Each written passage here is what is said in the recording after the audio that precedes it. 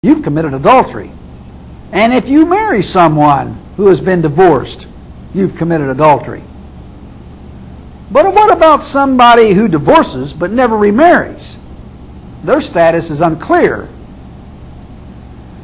They've not committed adultery, but have they violated a prohibition against divorce? This problem is also left unanswered by Jesus in Mark 10:11-12, where he says, "Whoever shall put away his wife and marry another commits adultery against her. And if a woman shall put away her husband and be married to another, she committeth adultery." Again, we see a clear condemnation of remarriage after divorce, but no clear condemnation of divorce itself. The question appears to be answered by Matthew 5:32, where Jesus says, "Whoever shall put away his wife except for fornication causes her to commit adultery."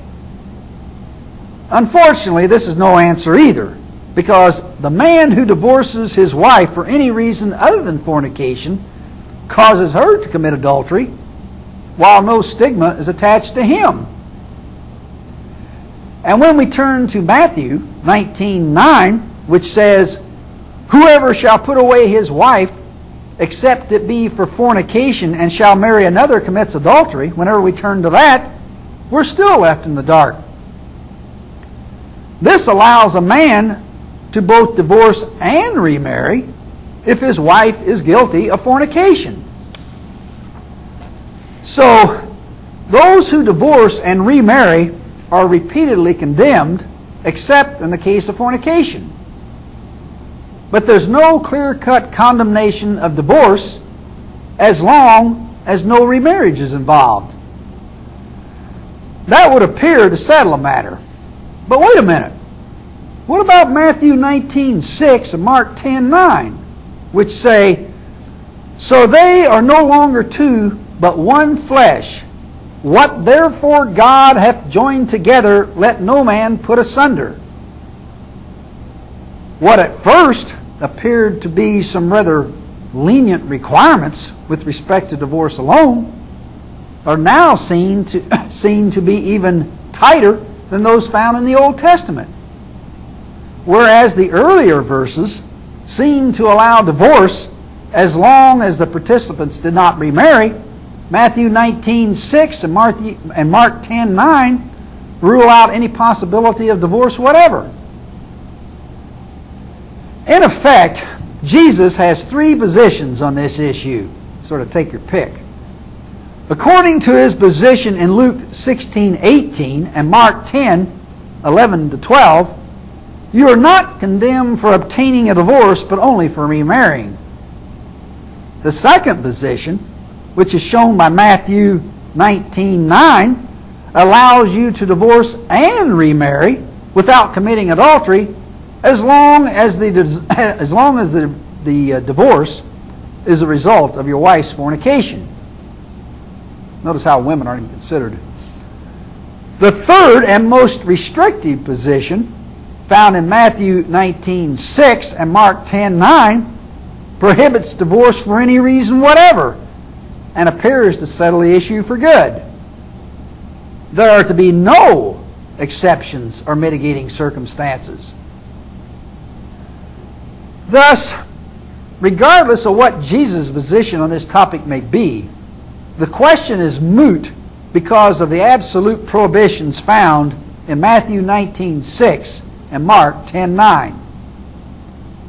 One can only guess at the number of Christians who have ignored these teachings, and no wonder in view of their leaders' inconsistency.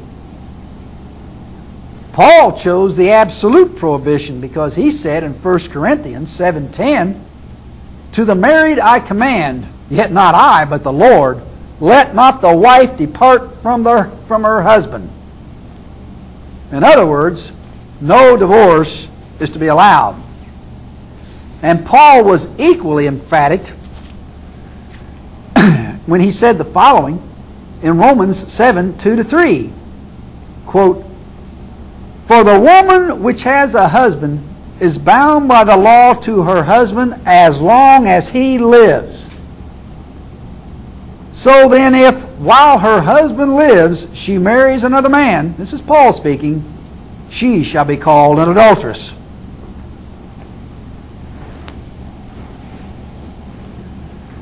So if you're looking for consistency in the biblical teachings on divorce, you're going to be searching in vain.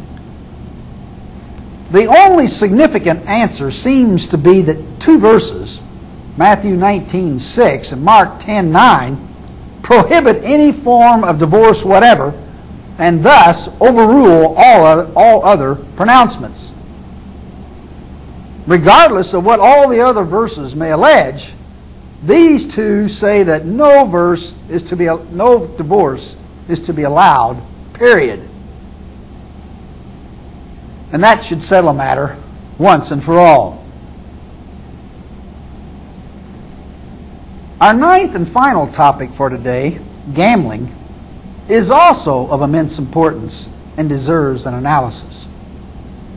As is true of alcohol, it's hard to see how biblicist can oppose gambling when so many biblical verses show it was commanded by God or performed by His chosen people on many occasions.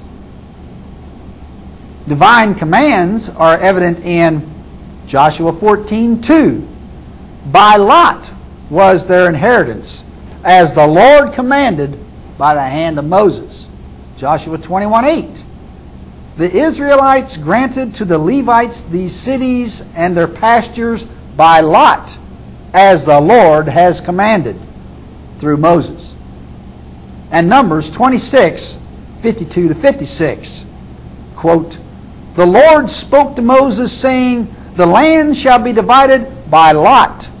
According to the names of the tribes of their fathers shall they inherit.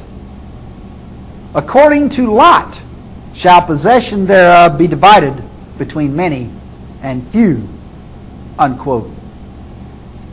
In each instance, God ordered crucial issues to be settled by the act of gambling.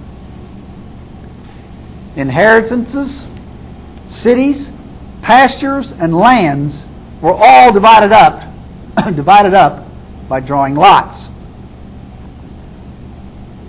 Although not directly ordered by God, gambling, or the casting of lots, was also done by God's chosen in Joshua 18:10. Joshua cast lots for them in Shiloh before the Lord. And 1 Samuel 14:42. Then Saul said, cast the lot between me and my son Jonathan, and Jonathan was taken. Duties were assigned according to lot in 1 Chronicles 25:8. They cast lots for their duties, small and great, teacher and pupil alike. And 1 Chronicles 24:5. All tasks were assigned to the various groups by coin toss, so that there would be no preference. Gambling appears to have had a religious sanction.